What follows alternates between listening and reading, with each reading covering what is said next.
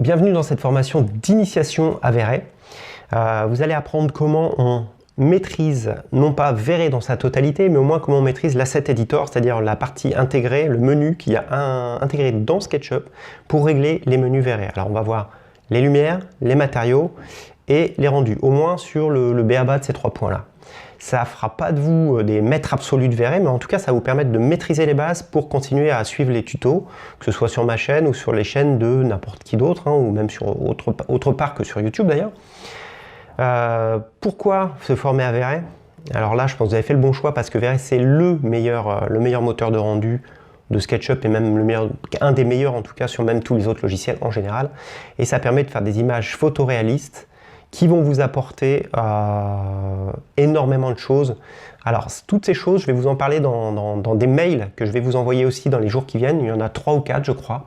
3 ou 4 mails accompagnés d'une très courte vidéo à chaque fois, que je vous invite vraiment à ouvrir et à regarder. Ça ne dure pas très longtemps et ça risque de vous intéresser. Je détaille donc quels sont les points importants, pourquoi vous former à V-Ray, comment faire et comment aller le plus loin possible. Et ce que surtout ça va vous apporter dans votre quotidien si la 3D ou si la déco ou l'architecture, c'est votre travail. Ou si vous êtes étudiant là-dedans, ou si vous ambitionnez quelque part de faire quelque chose là-dedans. Ça va vraiment vous apporter beaucoup, je vous expliquerai comment. Donc pour l'instant, dans cette formation, je vous dis c'est une initiation. S'il y a parmi vous des gens qui veulent avoir un petit peu plus de conseils ou de détails, qu'ils n'hésitent pas à me contacter directement. Il y a forcément mon mail qui traîne soit autour de cette vidéo, soit sur ma chaîne YouTube. Et puis je vous répondrai avec plaisir. Donc, je ne parle pas plus, on se retrouve tout de suite sur mon écran où je vous détaille donc cet asset editor et je précise que c'est la version 4, donc 4 points quelque chose, donc la dernière que j'ai mise à jour, justement cette formation par rapport à la dernière version de V-Ray pour ne pas être largué au niveau de ce que vous avez vous à la maison devant vous sur votre écran. Voilà, donc on y va tout de suite. Et bien voilà, on se retrouve sur l'écran de mon ordinateur et on va tout de suite commencer par regarder à quoi ressemble l'interface de V-Ray. Quand vous l'avez installé, correctement installé, que ce soit la version définitive ou la version démo, vous avez ces barres de pictos qui sont apparues. Alors, autant vous dire tout de suite qu'on va s'intéresser aux deux premières, c'est-à-dire celle-ci, qui s'appelle la V-Ray for SketchUp, et celle-ci qui est la V-Ray Light, donc les lumières. Ici, ce sont les objets, on n'en parlera pas dans cette formation d'initiation, c'est déjà plus poussé, et là, les utilitaires encore moins, qui vont servir notamment à bien répartir les textures sur une surface, etc. Donc c'est déjà un petit peu plus avancé. Donc je viens ranger ces deux petites barres d'outils dans mon interface en haut ici. Et on va tout de suite regarder picto par picto comment et à quoi ça sert. Donc le premier, c'est le plus important ici, c'est l'asset editor. Donc je clique dessus. Là, c'est la première fois de la journée que je lance l'asset editor, donc ça prend quelques secondes, sinon c'est par la suite, c'est juste instantané à chaque fois que vous allez le relancer. Et donc c'est ça. V-Ray dans SketchUp, ça ressemble à ça. Tout est condensé là-dedans, mais il y a quand même beaucoup de choses à voir. Donc l'asset editor, ok, il vient d'apparaître avec ce petit picto ici, le premier. Les deuxième, troisième et les 4 prochains pictos, c'est des rendus. C'est là pour lancer des rendus de l'image. Alors, celui où il y a le petit nuage, c'est pour faire des rendus, donc lancer le calcul de l'image via un abonnement qu'on paye auprès de Chaos Group, qui est l'éditeur de V-Ray, donc ça je vais pas vous en parler.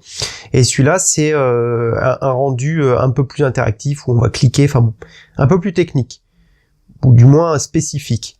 Donc on va s'intéresser aux deux premiers, c'est les théières ici. La première théière, si je lance, j'appuie sur la théière, ben, tout simplement il y a une fenêtre de rendu qui va s'ouvrir, une fenêtre qu'on appelle le frame buffer. Donc pareil, c'est la première fois que je le lance, donc c'est un peu long. Et on voit une interprétation par V-Ray de ce que je vois dans SketchUp. Il y a un ciel, on voit qu'il y a déjà des lumières, il y a des choses. Par contre, si je bouge ici, vous voyez que mon rendu, lui, il bouge pas. Ok, je ferme cette fenêtre de rendu, donc le frame buffer, et je vais lancer la deuxième théière, ça, il y a une espèce de main devant. Et ça s'appelle rendu interactif. Donc interactif, c'est-à-dire que là, quand je vais bouger, eh bien, mes mouvements que je fais dans SketchUp sont répercutés dans le rendu. Donc autant vous dire tout de suite que quand je vais travailler, je vais privilégier, quand je vais être en train d'élaborer mon projet, je vais privilégier le rendu interactif ici, puisqu'il me permet de changer un peu de mode de vue, etc. Par contre, quand on fera le rendu définitif, celui qui est censé être joli, avec le moins de défauts possible, eh ben on rentrera celui-ci, qui aura un rendu beaucoup plus fin. Donc en gros, je vais l'appeler rendu de production et rendu de travail, rendu interactif. Ok, donc tous ces pictos-là, je les passe, ce sont d'autres formes de rendu, et on a ici Frame Buffer, donc simplement si je clique ici, ça ouvre la fenêtre avec mon dernier rendu. C'est juste pour ouvrir et fermer la fenêtre.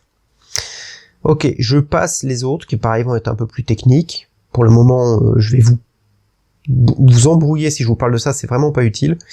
Pour arriver aux lumières, et là on a une barre de pictos avec différents types de lumière. Une lumière qui serait émise depuis un rectangle, depuis une sphère. Là on a des types de spots, pour simuler des spots. Ici c'est une lumière omnidirectionnelle, on n'utilise pas très souvent. Et là c'est un dome light, je vais vous montrer dans la partie consacrée aux lumières, donc on va tout de suite aborder à quoi ça sert. Donc pour justement je commence à parler des lumières. Et on va voir comment ça se concrétise dans l'asset editor ici. Donc je vous rappelle, l'asset editor, je l'ouvre avec le premier picto ici. J'ai pareil, des catégories symbolisées par des petits pictos ici. Donc le premier, une espèce de boule équin damier, ce sont les matériaux. Donc en dessous, quand je clique ici, j'ai la catégorie matériaux, donc j'ai la liste de tous les matériaux qui figurent dans ma scène. En l'occurrence, ce sont les couleurs, les matériaux des cheveux, des lunettes, du vêtement, des boutons, du sac, du personnage qui s'appelle Laura. On voit que j'ai que ça. Laura Shoes, Laura Skin, etc. Deuxième catégorie, les lumières.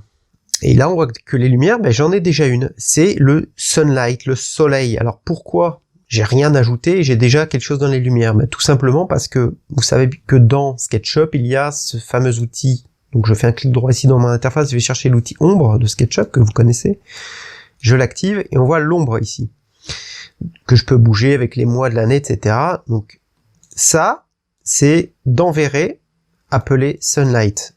Hop, je fais un petit rectangle juste pour qu'on voit l'ombre dans Verret. Donc, vous voyez, je vais lancer le rendu interactif. C'est le même bouton qu'ici. Je le retrouve ici. C'est la même chose. Et là, on va voir l'ombre. Si je la bouge ici dans SketchUp, elle bouge également dans Verret. Les deux sont liés. Donc, c'est comme ça qu'on va régler la lumière du soleil. Donc j'ai ce sunlight, en face j'ai un 1 et une couleur, c'est l'intensité, donc si je mets 10, mon soleil va être 10 fois plus fort ici, donc on voit que ça crame la scène, donc je vais le remettre tout de suite à 1. Et si je change sa couleur, je passe du blanc au rouge, la scène va être teintée de rouge, puisque c'est un soleil rouge en fait. Mais vous doutez bien qu'il y a un peu plus de paramètres que ça, donc je peux déplier la partie droite, en ayant toujours le sunlight sélectionné, et je peux carrément venir désactiver le soleil, avec ce bouton-là. J'ai toujours de la lumière, on verra pourquoi après, mais par contre j'ai plus d'ombre, c'est-à-dire que le sunlight est plus actif. Et je vous montre juste deux réglages de ce sunlight. On retrouve la couleur et l'intensité, c'est la même chose que l'intensité ici et la couleur ici, c'est la même chose. Ce dont je veux vous parler en plus de l'intensité, c'est la taille size multiplier. Regardez bien l'ombre, alors pour ça je vais zoomer sur l'ombre du personnage. Elle est très nette, elle n'est pas floue du tout. Si je veux la flouter, parce que l'ombre, dans la réalité, elle n'est pas toujours aussi nette. Ça, elle est nette comme ça quand il y a vraiment un beau soleil. Je peux augmenter la taille. Alors c'est contre-intuitif, plus j'augmente la taille, size multiplier, moins l'ombre est nette. Donc si je mets 10, on va voir que les contours de l'ombre, vous avez vu, deviennent beaucoup moins nets que tout à l'heure. Ils sont beaucoup plus flous. Regardez ici en haut, c'est flagrant. Je vais remettre 1. Et là, c'est très net. Alors, si je mettais 50, il y aurait quasiment plus l'ombre. Ça serait carrément, si on la voit toujours, mais elle est tellement floue. Voilà. C'est comme ça qu'on va régler l'ombre. Alors après, il y a d'autres réglages plus fins qui sont pas utiles au début. Moi, ce que je vais choisir de faire, c'est de ne pas utiliser le sunlight dans un premier temps. Donc, je le désactive ici. Et donc, il y a toujours de la lumière, effectivement. Et pourquoi il y a cette lumière? Tout simplement parce que vous voyez qu'il y a un ciel dans Verret, qui est généré par Verret. Il y a un ciel avec une partie plus lumineuse, donc qui dégage de la lumière. En gros, c'est une image de ciel qui dégage de la lumière. Donc, il va falloir enlever cette image pour arriver à un noir total et pouvoir vous montrer clairement à quoi servent les autres lumières, celles-ci. Donc, ce que je vais faire pour enlever ce ciel, c'est donc un environnement, c'est une lumière d'environnement. Je vais aller ici je vais sauter directement dans l'engrenage, les settings, et les settings, vous vous doutez que c'est là, on va régler tout.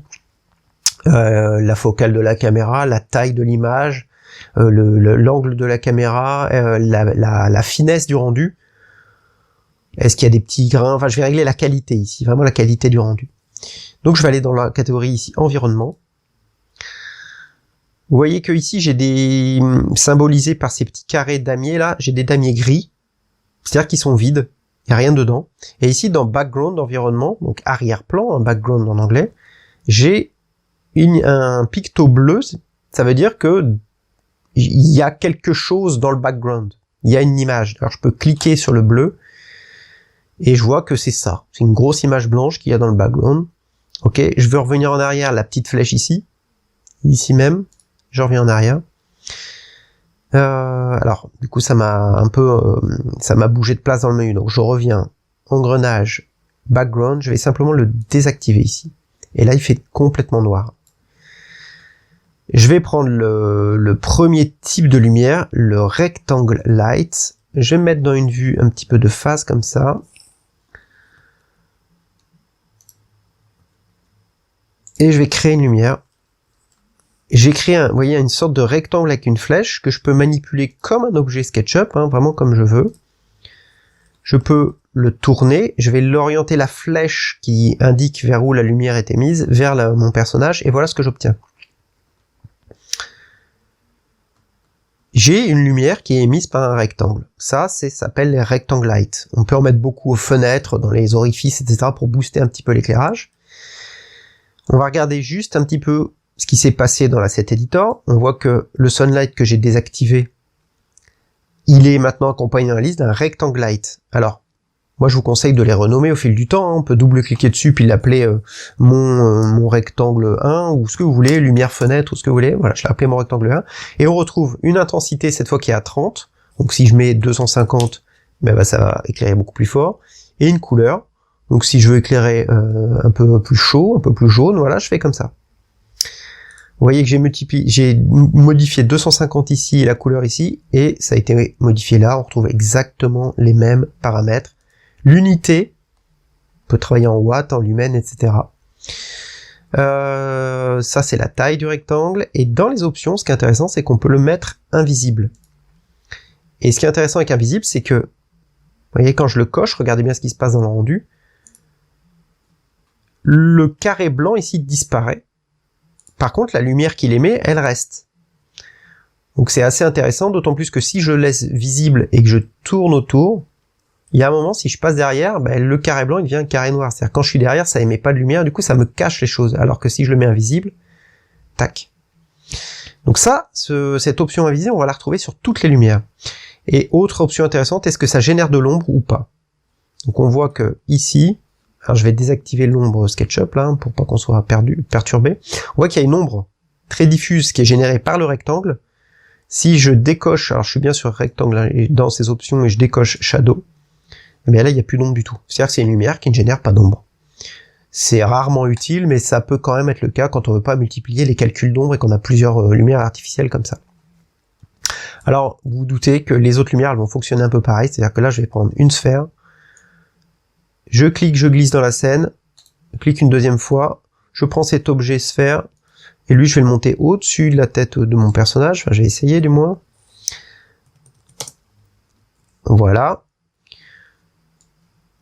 Je vais désactiver le rectangle qui est à 250, là. Alors pour le désactiver, on peut venir ici, comme pour le soleil, et on peut aussi prendre le petit picto qui est devant la ligne, hein. Vous voyez, tac, ça revient au même, ça désactive là.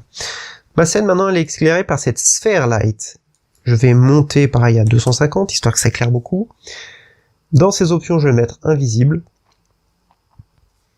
Et je peux modifier aussi sa couleur. C'est de la même manière, on peut faire un peu ce qu'on veut avec ça. Ça fonctionne de la même manière, ça va plus simuler des ampoules. Voilà, des sources lumineuses sphériques, oui, ça va plus des ampoules en général. Le spot, lui, ben, il suffit de cliquer quelque part et il se place automatiquement. Alors, vous voyez, j'ai cliqué, on voit rien. Il faut aller en dessous, en fait, il s'est mis en dessous. Je vais le remonter bien au-dessus. Je vais désactiver le sphere light. Et on voit que dans la liste, maintenant, j'ai spotlight. Et dans mon rendu, je vois pas grand-chose. Alors, c'est normal, spotlight, il est à 1000, là, il faut vraiment mettre une grosse valeur. Donc, je vais mettre 15 000. Moi, je vous conseille de mettre une très grosse valeur. Et si c'est trop fort, après on baisse. Alors vous voyez, Spotlight, 15 000 c'est pas assez, donc je vais mettre, je sais pas, 50 000. a commencé à être visible. C'est pas encore ça. On va le monter plus haut et on va le placer au-dessus de mon personnage. Alors là, j'hésite pas à bouger. Hein.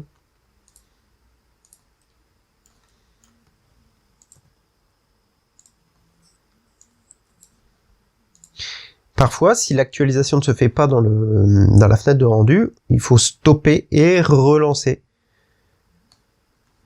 Donc, quelles options j'ai dans le Spotlight? Vous avez vu, au niveau des réglages, on sent déjà qu'il est plus délicat que les autres. Hein, Donc, j'ai la couleur et l'intensité. J'ai aussi l'unité. Alors là, je vais le mettre en watts pour voir si je suis plus... Voilà, j'ai plus de chance. À 50 000 watts, effectivement, ça c'est un peu plus fort. Donc, on va mettre un peu moins...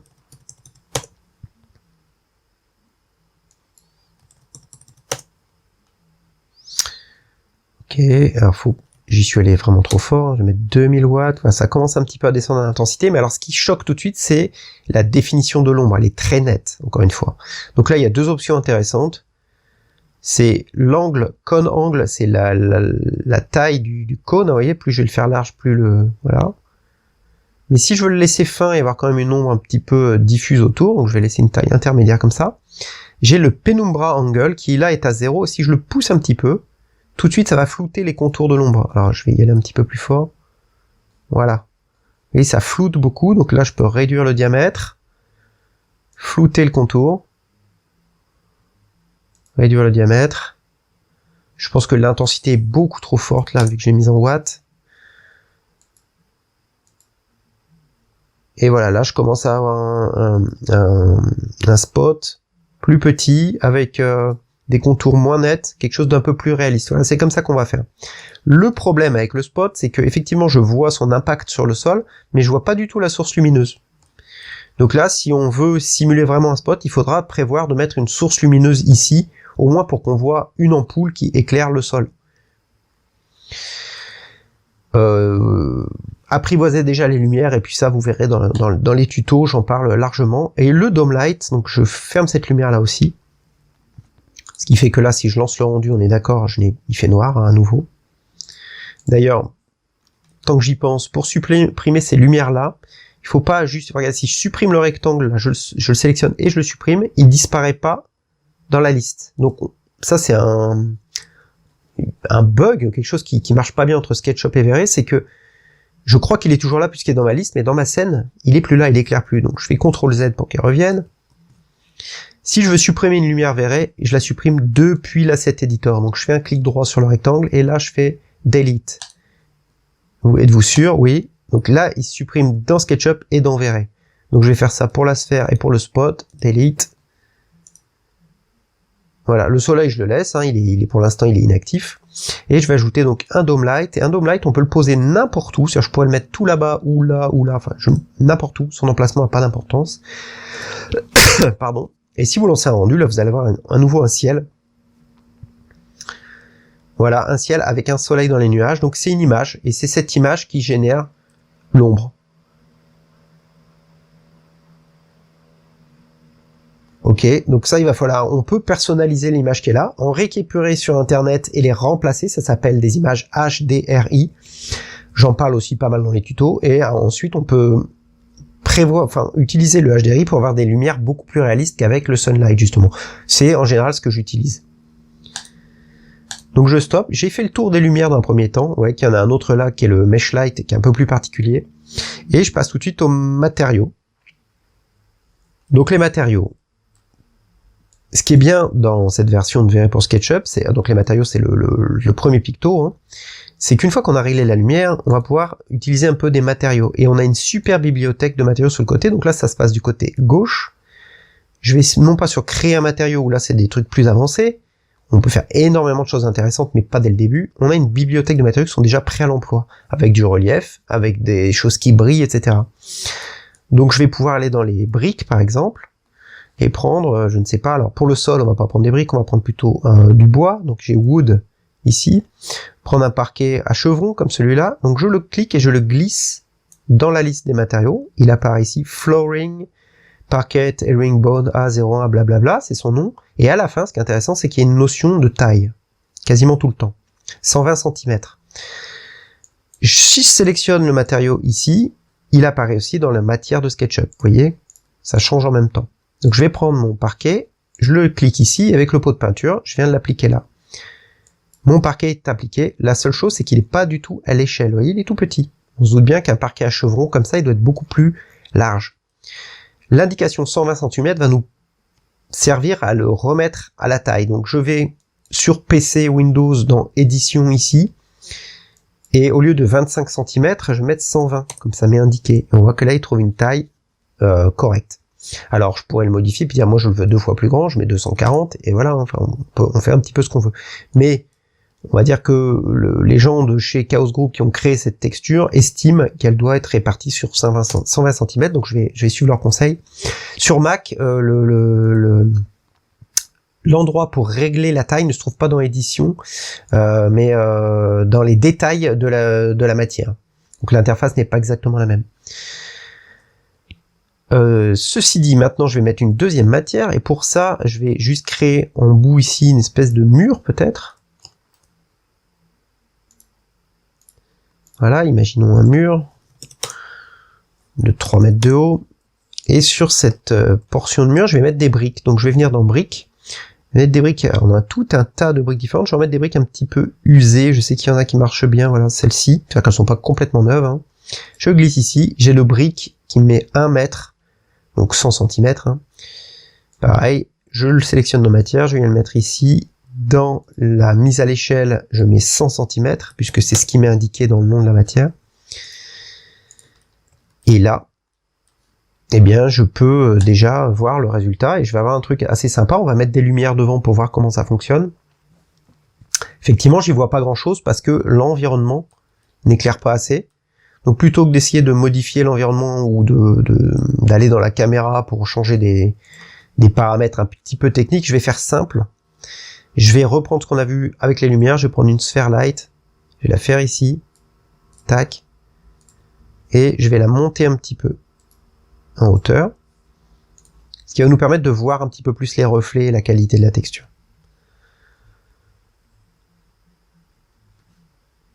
Hop, la lumière, je ne la vois pas assez, je viens dans Light, Sphère Light, je vais la pousser à 250. Regardez si dans le rendu commence à se passer un truc, voilà, je commence à la voir un petit peu, mais alors j'aimerais qu'elle booste beaucoup plus que ça, donc je vais la mettre très forte, voilà. Et ça nous permet de voir la qualité des textures de Verret, vous voyez.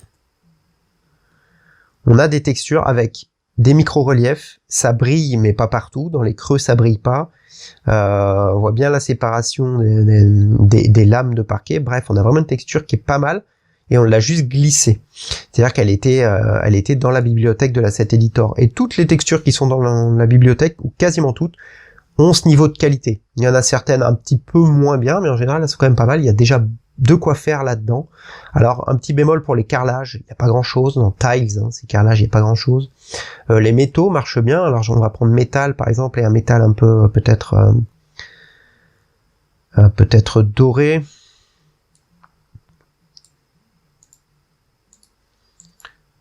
Hop, et je vais le mettre sur le sol, voilà. Alors pas de panique, hein, dans SketchUp on voit souvent des images qui sont noires. Par contre, le rendu, lui, il fonctionne bien. Donc là, j'ai un métal doré un petit peu bosselé, normalement. Voilà, on devine un petit peu qu'il est bosselé. Voilà, c'est super joli, quoi. Donc, on a cette bibliothèque et on a aussi la possibilité de créer nos propres matériaux. Alors, pour faire ça, je reste bien dans la catégorie matériaux ici, plus, le petit plus qui est ici, je viens sur matériaux, et je vais aller chercher le matériau le plus généraliste, il s'appelle générique. Je clique dessus, on voit que dans la liste des matériaux, maintenant j'ai générique. Alors tout de suite, je vous conseille de double-cliquer dessus et de le renommer. Je vais l'appeler mon matériau ou mon carrelage, parce que je vais essayer de faire du carrelage. Mais personnalisé à partir de photos que j'ai ramassées ou j'ai pris en photo moi-même d'ailleurs. C'est possible, on voit que j'ai mon carrelage ici. Il est là aussi, donc je vais l'appliquer tout de suite avec le pot de peinture sur mon projet. Mon projet devient tout gris, puisque par défaut le matériau est gris.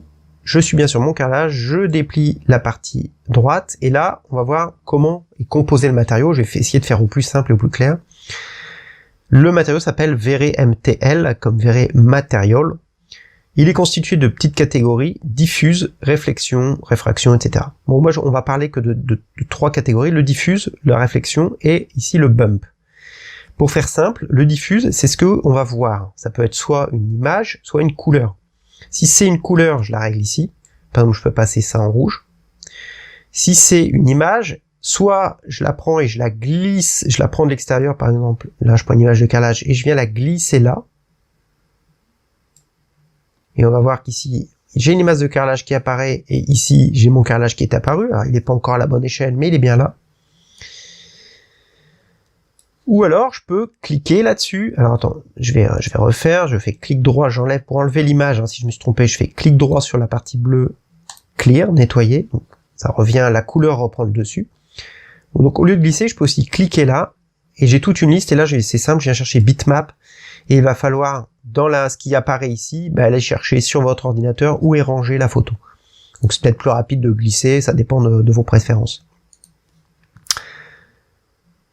Très bien, donc là, je vais prendre le choix de glisser. Donc hop, je glisse la photo ici. La réflexion, c'est pour donner donc un reflet. On voit que là, c'est complètement mat. Hein. Si je passe la couleur ici qui est noire via le slider qui est là en blanc, on va voir que, voilà, mon carrelage devient complètement brillant, mais très brillant. Si je fais un petit peu moins dans le blanc, c'est-à-dire... je viens prendre le curseur et le mettre à mi-chemin, ça va juste atténuer un petit peu l'intensité du reflet, mais c'est pas comme ça que je vais pouvoir vraiment casser un petit peu ou dépolir la surface. C'est avec le slider qui est en dessous, qui s'appelle Réflexion Glossiness et qui va de 0 à 1. Si je le mets à 0, je retrouve quelque chose de mat, mais ce qui est intéressant, c'est que je vais pouvoir jouer avec des valeurs intermédiaires, et voilà, et y avoir des choses comme ça, c'est-à-dire le dépolir un petit peu, il reflète, mais pas non plus comme une boule de billard. Réflexion, donc, diffuse, et maintenant le bump. Le bump, il va fonctionner avec des images qui vont générer du relief. Et là, j'en parle aussi dans pas mal de tutos qui sont sur ma chaîne ou dans mes formations complètes. On va pouvoir générer des images noires et blanches à partir de l'image de carrelage qui vont nous permettre de faire comme s'il y avait des dalles et des joints de carrelage. Donc c'est ce que j'ai fait ici. Je vais aller rechercher l'image de carrelage que je viens d'utiliser. Voilà, l'image de carrelage. Et on voit que je peux prendre la même chose. Et ça, c'est mon image, et ça, c'est des déclinaisons dans des couleurs différentes qui vont être interprétées par Verret. Je vais prendre celle-ci qui est noire et blanche, et on voit que les parties blanches vont avoir tendance à monter, à faire du relief, et les parties noires à descendre, à s'enfoncer, ce qui va simuler des joints. Et je vais glisser ici dans Bump Map, là. Ok. Je regarde maintenant mon rendu. Et on voit que le quadrillage, grâce au bump map, est maintenant visible. Vous voyez, si je fais clic droit ici, que j'enlève le bump map, je vais retrouver quelque chose de super lisse. On voit même pas le carrelage. Et si je glisse l'image noire et blanche, voilà ce que j'obtiens. Alors, si les carrelages sont trop enfoncés, la valeur ici va nous aider. 1, c'est très fort. Si je mets 0,3, je divise par 3 cette valeur. On va voir que voilà, c'est un peu plus léger. Si ça paraît encore fort, donc je vais mettre 0,1. Voilà, là c'est un petit peu moins prononcé. Peut-être que c'est mieux comme ça, pour du carrelage en tout cas. Et maintenant la taille du carrelage, là c'est simple, hein, c'est comme tout à l'heure, je viens dans édition, et je vais régler cette taille. Alors moi je vais mettre 90 cm. Même mettre un peu plus pour avoir des grosses dalles, on peut mettre 150, et là c'est vraiment visuel, ou en fonction des mesures que vous avez. Et j'ai créé ma propre matière de carrelage avec du reflet et du relief, aussi simplement que ça. Donc soit on a une bibliothèque qui est déjà très bien fournie, soit on peut créer nos propres matériaux à partir de photos. Maintenant, et pour finir cette petite formation d'initiation, on va voir qu'on peut régler des choses dans la petite fenêtre de rendu. Notamment, alors tout à l'heure je vais parler de l'environnement que j'avais déconnecté, hein. Si je le remets, voilà, il y a un peu plus de lumière, je vais le laisser noir comme ça pour avoir l'arrière-plan noir. On va pouvoir régler des choses dans la caméra, c'est peut-être un peu plus technique, mais dans le render output, c'est la taille de l'image. Vous voyez qu'ici j'ai une image de 800 pixels de large, ici, sur 450 de haut. Le format étant du 16:9, format classique de nos télés ou de nos écrans. Donc je vais mettre le format Full HD, 1920, et on voit qu'automatiquement ça met 1080. Et là donc j'ai une image qui va être dite Full HD, voilà. Faut laisser le rendu un petit peu se faire. Et pour enregistrer ce rendu, une fois que je l'ai terminé, eh bien je fais la petite disquette ici. Je vais aller par exemple sur le bureau. Je vais dire que ça, je vais l'appeler mon premier rendu. Et je vais lui choisir un format d'image. Alors soit JPEG, soit PNG, soit TIFF, enfin il y a beaucoup de formats d'image. Je vous conseille soit JPEG, soit PNG. Là je vais mettre JPEG. Je fais enregistrer. Je vais voir sur le bureau. Et j'ai donc mon premier rendu qui est là, voilà, ici.